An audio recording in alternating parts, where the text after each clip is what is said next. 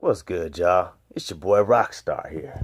Bam! I'm gonna start it off like this. I know I said in the last video I'd promise the next video would be the Drift Bosozoku video. We're gonna get to that in just a second.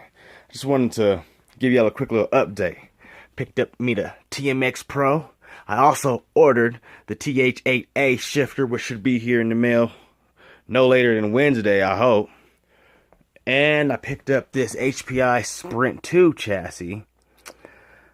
Sprint 2 Drift, to be exact. I don't know. I really don't know how I feel about it. Like, right now, I like the E10 more than anything, still.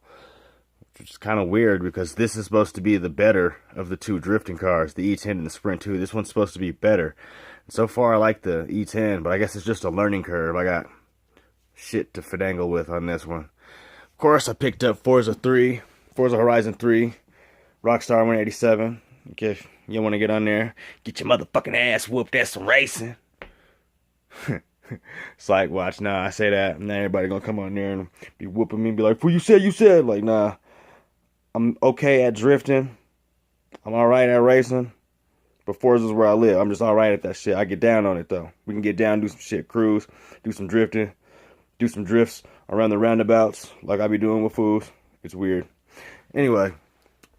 Yeah, TMX Pro, TH8A, motherfucking H pattern shifter, HPI Sprint 2, Forza 3, Hoonen's getting real. But as promised in the last video, let's get into this shit show, I guess, if you will, of the E-Sig of Denver 5280 Slideways VIP RC drift experience. And I'm just gonna give you a little spoiler alert. The Bosozoku car got fucking wrecked.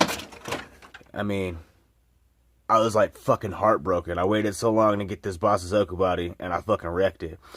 And not calling out excuses, but it was unfamiliar, like, what's the word I'm looking for? Terrain.